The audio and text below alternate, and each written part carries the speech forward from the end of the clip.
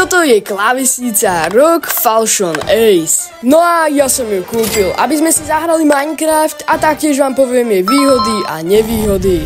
OK, takže dámy a páni, predo mnou už je box. Vy už asi viete, čo sa v ňom nachádza, tak poďme si ho otvoriť.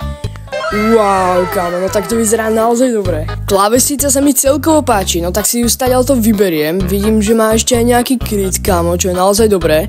A je taká menšia presne, ako som si ju predstavoval. OK, takže rozhodol som sa ju otestovať rovno už v Minecrafte, takže zapol som si Bed Wars, no a poďme na to. Takže obstaviam si tú posteľ, samozrejme ochrana je veľmi dôležitá. Zatiaľ sa na nej pochopiteľne hrá naozaj dobre, je tichá a veľmi pohodlná. OK, idem na niekoho ráž, ideme trochu taký speedrun, kámo, a poriadne si ho testujeme. Takže typek sa tu nejako zastal, kámo, ale pôjde dole, nazdar, kámo, si dole, no a idem mu zničiť posteľ, dúfam, že sa mi to rýchlo podarí.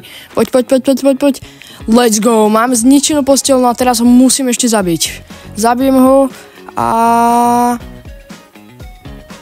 Yes, kámo, je dole, takže máme hotový jeden celý tým.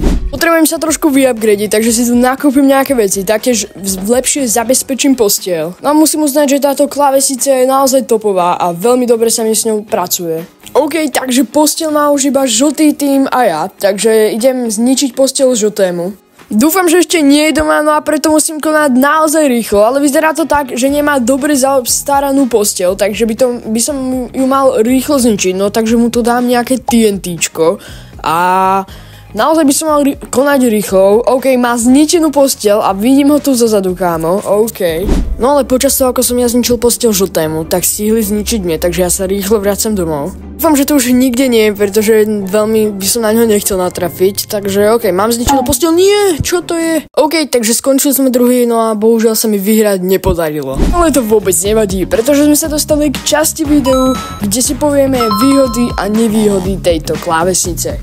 Začal by som výhodami, no a prvou dôležitou výhodou sú switche. Klávesnica ponúka 3 typy switchov: red switch, brown switch a blue switch. Ja osobne používam red switch, ale je na každom aký typ práce používa túto klávesnicu. Ďalšia výhoda je určite RGB posvietenie, ktoré má táto klávesnica naozaj topové. Tiež má aj vlastný software, kde si toto RGB podsvietenie môžete meniť a upravovať. Každopádne má táto klávesnica aj jednu veľkú nevýhodu, no a to je cena.